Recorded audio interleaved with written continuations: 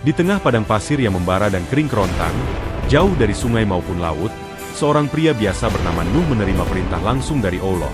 Bangunlah kapal raksasa sepanjang 150 meter di tanah gersang. Tak ada ombak, tak ada air, hanya ejekan kaumnya yang menggema. Tapi Nuh tak gentar. Dengan tangan gemetar penuh iman, ia mulai menebang pohon, menyusun balok demi balok, sementara dunia menertawakan orang gila yang membangun kapal di gurun. Apa yang terjadi selanjutnya akan mengubah sejarah umat manusia selamanya. Assalamualaikum warahmatullahi wabarakatuh. Senantiasa yang sudah mengeklik video ini diberi kemudahan dan kelancaran rejeki. Amin ya robbal alamin. Pada kali ini kami akan mempersembahkan kisah cerita ini. Sebelum menonton, berasal dari kota mana saja para pemirsa? Silahkan tulis di kolom komentar. Dan jangan lupa tekan subscribe dan like agar channel ini semakin berkembang, agar bisa memberikan cerita lebih menarik lagi.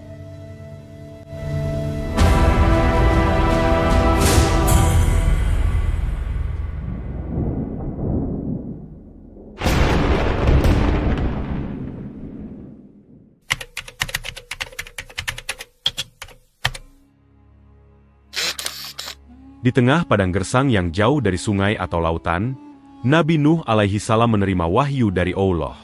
Suara ilahi bergema dalam hatinya. Wahai Nuh, bangunlah sebuah kapal besar.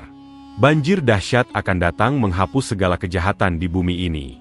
Kapal itu harus menampung keluargamu, orang-orang beriman, dan pasangan dari setiap jenis binatang. Nuh tertegun sejenak, tapi imannya tak goyah. Ia segera mencari tempat yang luas.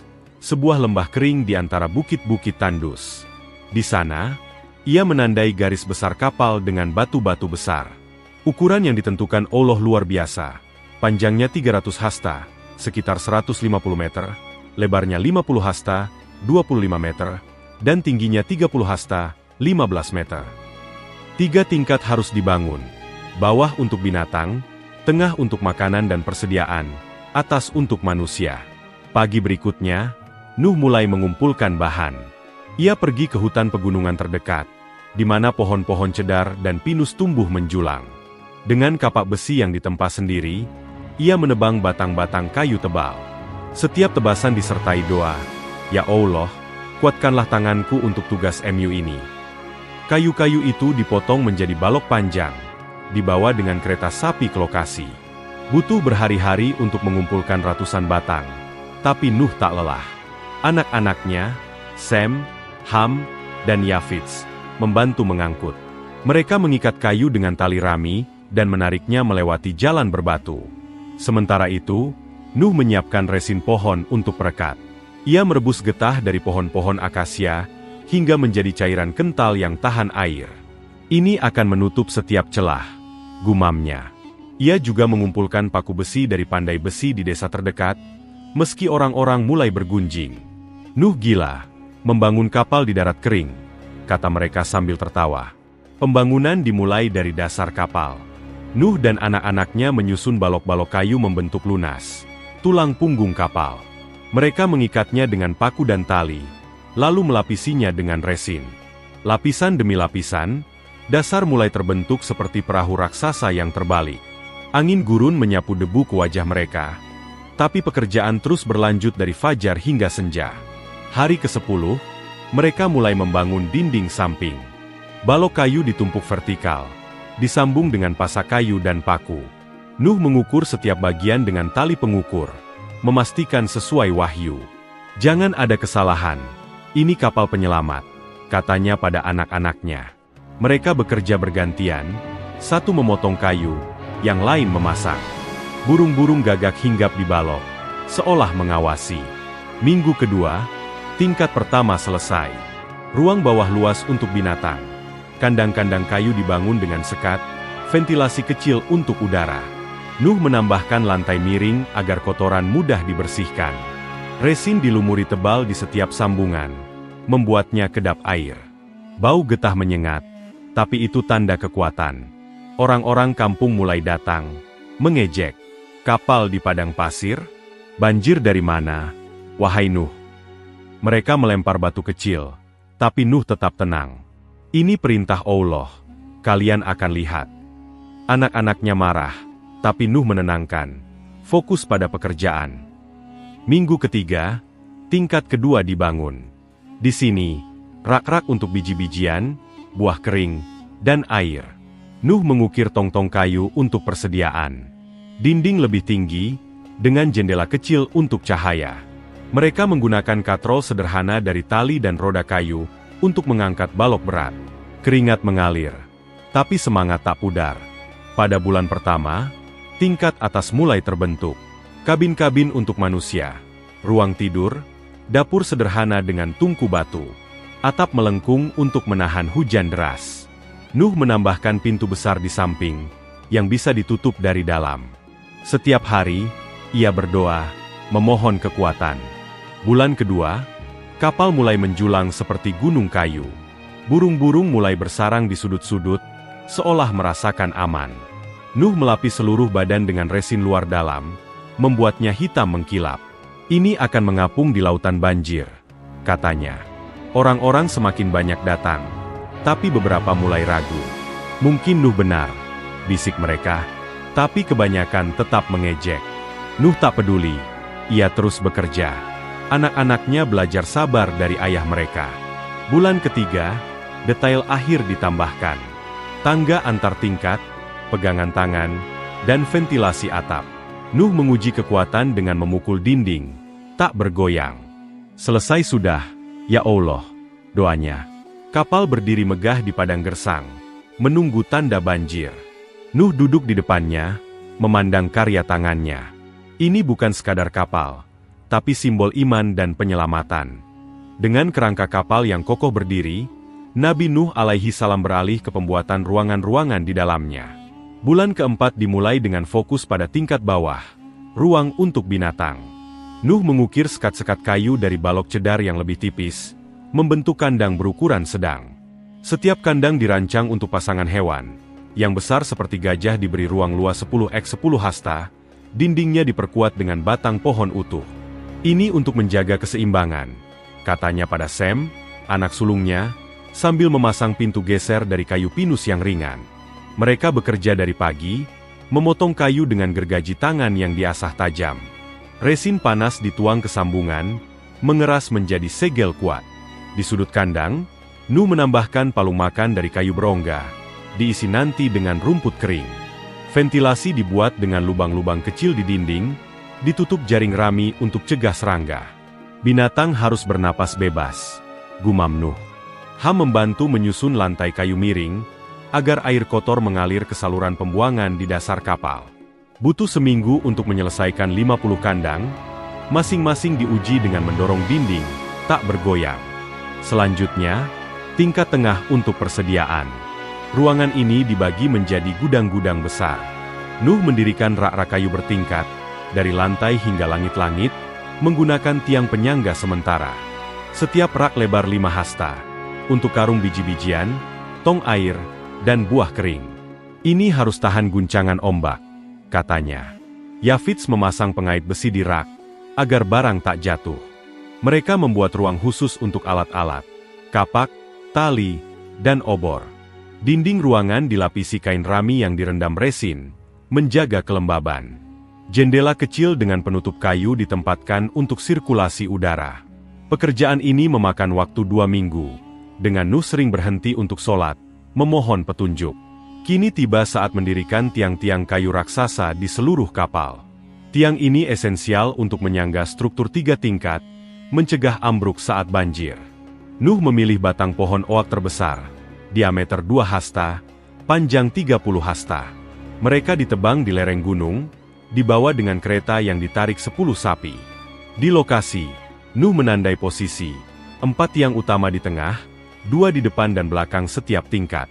Ini tulang rusuk kapal, katanya. Proses mendirikan dimulai di tingkat bawah. Dengan katrol tali rami yang digantung di balok atap sementara, mereka mengangkat tiang pertama. Sem dan Ham memegang dasar, Yafits menarik tali. Pelan-pelan, ya Allah lindungi kami, doa Nuh. Tiang itu tegak lurus, dimasukkan ke lubang dasar yang digali dan diisi resin. Paku besi raksasa, panjang 1 hasta, ditancapkan untuk mengunci. Angin kencang membuat tiang bergoyang. tapi mereka mengikatnya dengan tali sementara. Satu persatu, tiang-tiang naik, yang kedua di samping, membentuk kerangka penyangga. Keringat membasahi baju mereka, tapi semangat membara. Di tingkat tengah, tiang-tiang ditempatkan tepat di atas yang bawah, disambung dengan pasak kayu. Nuh menggunakan tingkat air sederhana dari bambu berisi air untuk pastikan lurus. Jika miring, kapal akan roboh. Ingatnya, saat mengangkat tiang ketiga, tali hampir putus, tapi Ham cepat mengganti. Mereka bekerja hingga malam, cahaya obor menerangi. Tiang keempat, yang terbesar, butuh usaha ekstra. 6 orang dari keluarga Nuh menarik katrol. Saat tiang berdiri, getaran terasa, tapi resin mengeras cepat, mengikat kuat. Tingkat atas, untuk manusia, mendapat tiang lebih banyak karena beban ringan tapi perlu kestabilan. 8 tiang kecil ditambahkan di samping utama, membentuk grid penyangga. Setelah semua tiang terpasang, Nuh memeriksa, memukul dengan palu kayu, mendengar gema kokoh. Sekarang kapal seperti benteng, katanya bangga. Dengan tiang siap, pembuatan kamar kapal dimulai di tingkat atas. Ruang utama untuk keluarga. Kamar Nuh luas dengan tempat tidur kayu sederhana, rak untuk kitab suci. Kamar anak-anak lebih kecil, bersebelahan untuk mudah berkumpul. Nuh mengukir dinding partisi dari kayu tipis, dilapisi resin untuk kedap suara. Pintu-pintu dibuat dengan engsel besi, bisa dikunci dari dalam. Di tengah, ruang bersama, meja kayu bundar untuk makan, bangku dari batang pohon. Dapur kecil dengan tungku batu, cerobong kayu untuk asap keluar atap. Ruang untuk orang beriman dibuat di belakang. 10 kamar sederhana, masing-masing untuk keluarga kecil.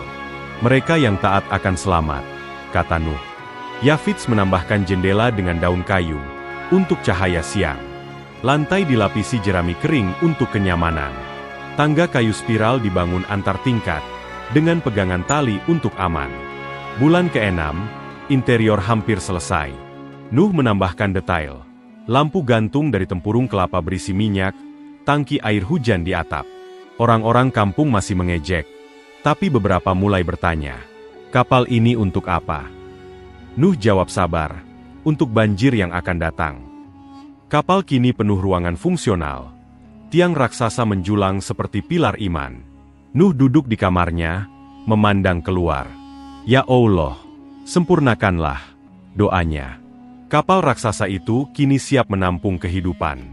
Begitu pintu besar ditutup, dunia luar lenyap, digantikan oleh suasana baru yang penuh harapan dan ketenangan. Nabi Nuh alaihi salam memimpin keluarganya, serta sekelompok orang beriman yang taat memasuki interior kapal. Mereka berjalan pelan, menyentuh dinding kayu cedar yang masih hangat oleh tangan pembuatnya, mencium aroma resin yang kuat bercampur bau kayu segar. Tingkat bawah, dunia binatang. Begitu turun melalui tangga kayu yang lebar, suara langkah mereka bergema di lantai tebal. Ruangan ini sangat luas, membentang seperti lapangan tertutup. Dinding-dinding dibagi menjadi puluhan kandang dari berbagai ukuran. Di bagian depan, kandang raksasa untuk pasangan gajah dan badak terbuat dari balok oak tebal. Pintunya cukup besar hingga binatang itu bisa masuk tanpa menunduk terlalu dalam. Di dalamnya sudah tersedia palung panjang berisi rumput kering yang harum, serta tumpukan daun segar yang dipetik dari lembah terdekat. Di sisi kiri, deretan kandang untuk singa, harimau, dan beruang. Dindingnya diperkuat dengan batang pohon utuh dan paku besi besar. Namun pintunya bisa dibuka dari luar dengan mudah. Nuh telah menyiapkan alas jerami tebal, agar mereka bisa beristirahat nyaman. Kandang-kandang kecil mengisi sisa ruang, untuk kelinci, kambing, domba, angsa, dan berbagai burung. Burung-burung kecil sudah mulai berkicau pelan, seolah merasakan ketenangan tempat ini. Di setiap kandang terdapat tempat minum dari kayu berongga yang diisi air bersih, serta ventilasi kecil yang memungkinkan udara segar mengalir tanpa membiarkan hujan masuk nanti. Di tengah ruangan, 4 tiang kayu raksasa berdiri tegak seperti pilar masjid, menyangga seluruh tingkat di atasnya. Lantai sedikit miring menuju saluran pembuangan di sudut, sehingga kotoran binatang bisa dialirkan dengan mudah. Bau tanah dan rumput segar memenuhi udara, menciptakan suasana seperti kebun binatang yang damai di tengah persiapan akhir zaman. Tingkat tengah, gudang kehidupan. Naik 1 tingkat melalui tangga spiral, aroma biji-bijian langsung menyambut. Ruangan ini penuh dengan rak-rak kayu bertingkat tinggi yang disusun rapi. Rak paling bawah memuat karung-karung besar berisi gandum, barli, lentil, dan kacang-kacangan yang telah dikeringkan dengan baik. Di rak tengah, tong-tong kayu besar berisi air tawar dari mata air pegunungan, ditutup rapat dengan penutup resin agar tak bocor. Ada juga rak khusus untuk buah kering, ara, anggur kismis, kurma, dan apel yang dipotong tipis. Di sudut ruangan, terdapat area penyimpanan alat, gulungan tali rami panjang, kapak dan gergaji cadangan, ember kayu, serta obor dari kain yang sudah direndam minyak zaitun. Semua barang diikat kuat ke tiang penyangga agar tak bergeser meski kapal bergoyang hebat nanti.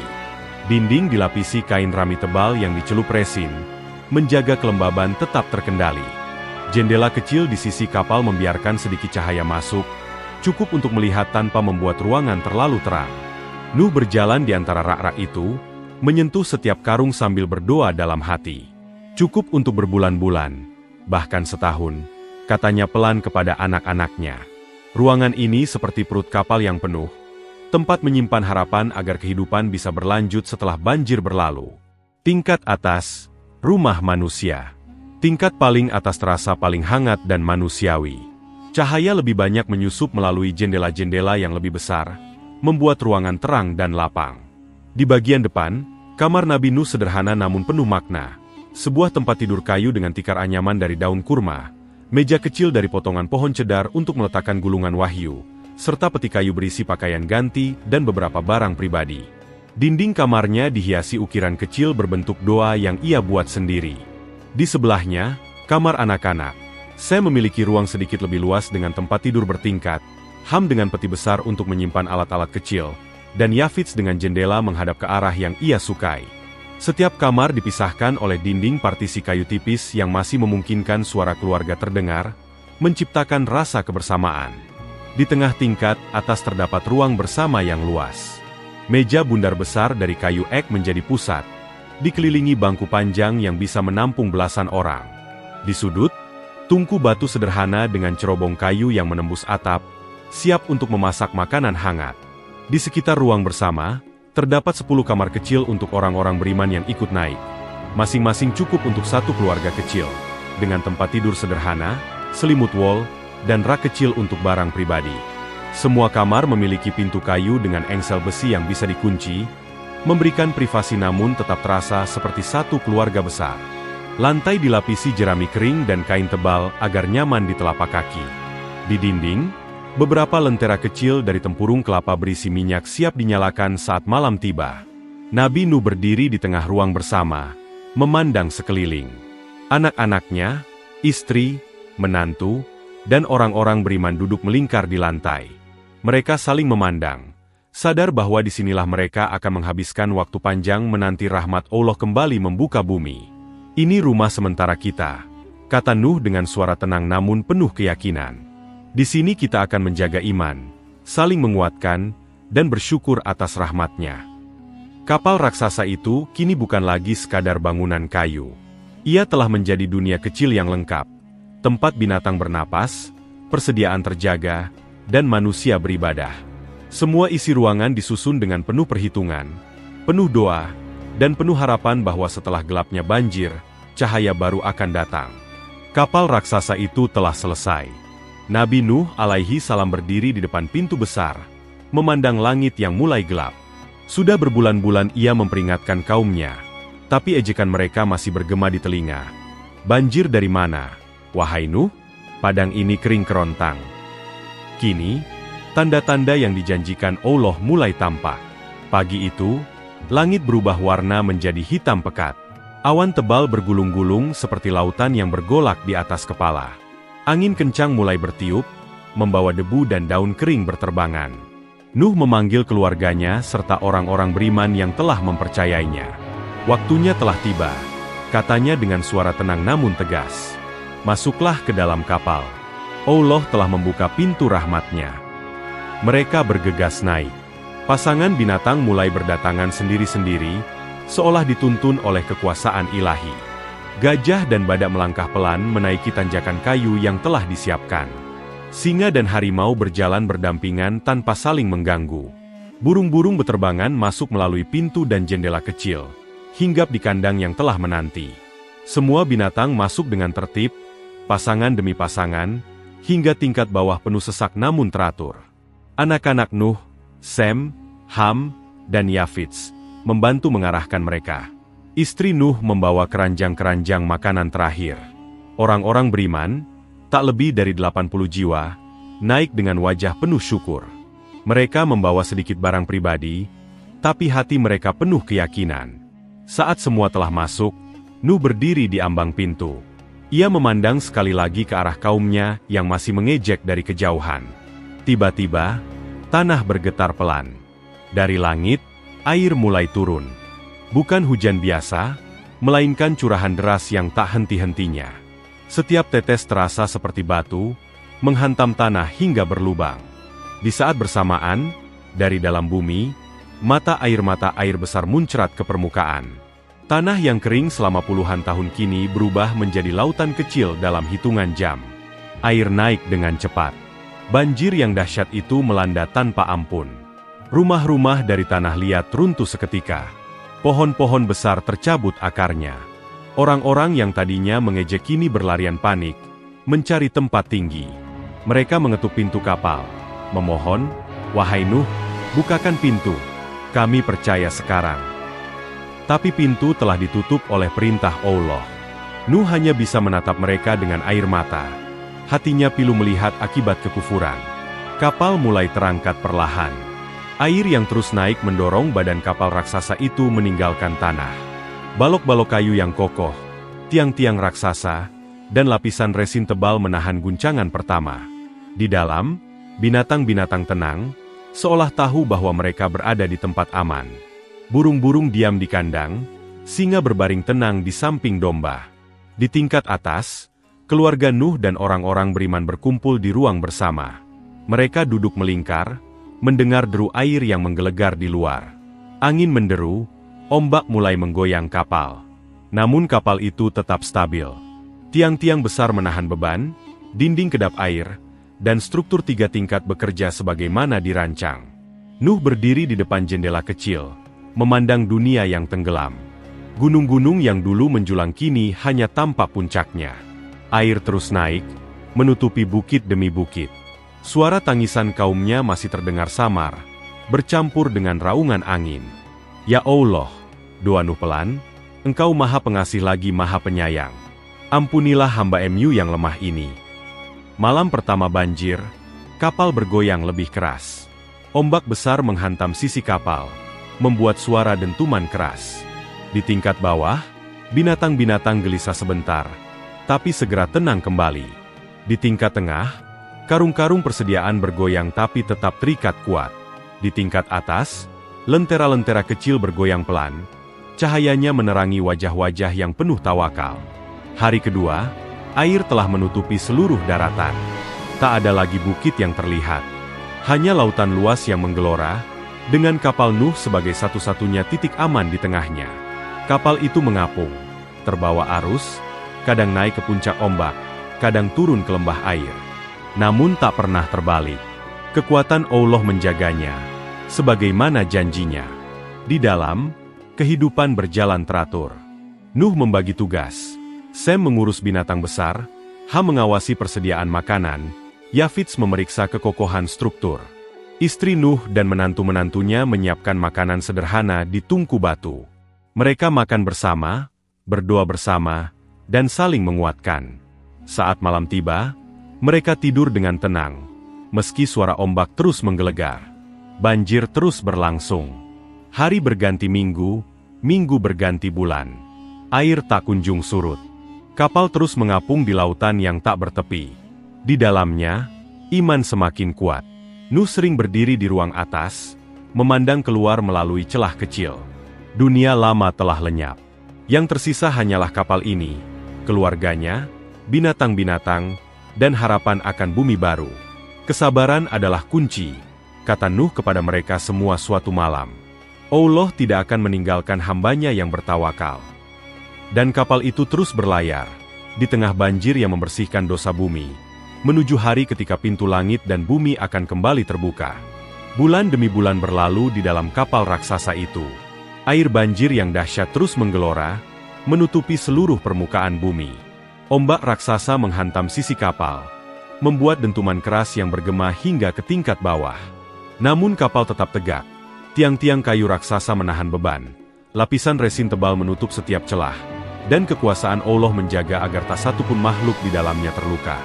Di dalam, kehidupan berjalan dengan tertib meski penuh ujian. Nabi Nuh alaihi salam menjadi pusat ketenangan. Setiap pagi, ia memimpin sholat berjamaah di ruang atas.